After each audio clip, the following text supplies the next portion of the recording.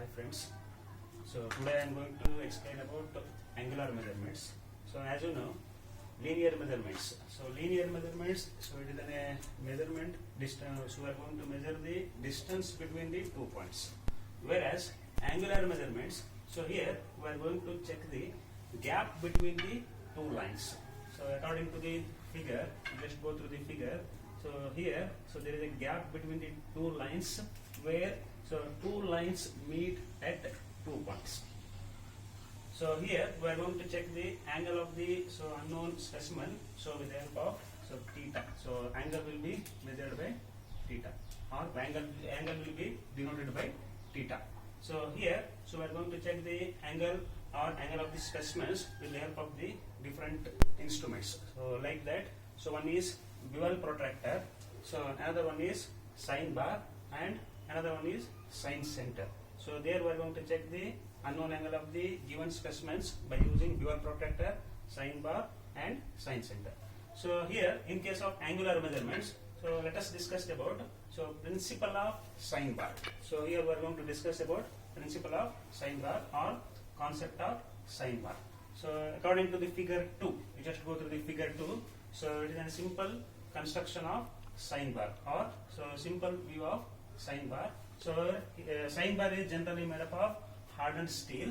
So based on sine bar concept, so here we are going to consider two rollers with finished end faces. According to the figure, so we can consider here two end faces with finished surface. Whereas there are three relief doors. So n number of relief doors, that is based on the size of this sine bar. So here we are going to consider the distance between the two rollers, or center distance between the two rollers. So that will be considered as L. L is the center distance between the two rollers. So that depends on the size of the end bar. Size of the sine bar, right? So L will be vary with respect to 100 mm, 200 mm, 300 mm. So that depends on the application of the sine bar or size of the component, where we are going to apply or where we are going to use the sine bar. Based on, we are going to select the length of the sine bar, right? So generally sine bar is made up of hardened steel, so it should be free from the wear and tear, corrosion resistance, as well as chemical reaction. So that should be free from the chemical reaction. Whereas principle of sine bar. So figure 2, you just go through the figure 2b, right? Principle of the sine bar. So by using sine bar, so first we should know. So we are going to build the slip gauge based on the unknown angle of the given specimen. First we should know the unknown angle of the given specimen. So that will be denoted by theta, right? According to the figure, you just go through the figure. Angle, right angle triangle, A, B, C. Concept of the sine bar according to the figure, A, B, C. Right angle triangle.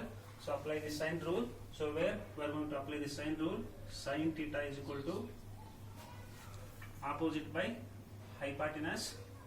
So BC by AB, right? So where BC, so according to the figure, BC is the capital H. So here we are going to build the n number of slip gauges, that depends on the angle of the specimen. So BC is denoted by theta. So H, capital H, right? Whereas AC, AB is the capital L, length of the sine bar or center distance between the two rollers. So that's why AB we are going to consider as L, H by L, right? Sin theta will become, according to the concept, sin theta will become H by L. Then by using sin theta is equal to H by L, so we are going to check the unknown angle of the given specimen. Theta is equal to sin inverse of H by L.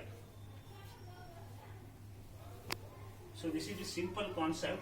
So in order to check the unknown angle of the given specimen or unknown angle of the any type of specimen, so we are going to using sine bar, sine center. So with the help of sine theta is equal to h by L, then we are going to check the theta is equal to sine inverse of h by L. So before going to build the slip gauge of height capital H, so we should know theta, approximate angle of the given specimen. So that is theta. Based on theta value, we are going to adjust the approximate height by using suitable combination of slip gauges. Then L is, so we should know, so that is constant, that depends on the which type of sine bar we are going to select. So then L will be the standard, so either it will be 100 mm, 200 mm or 300 mm.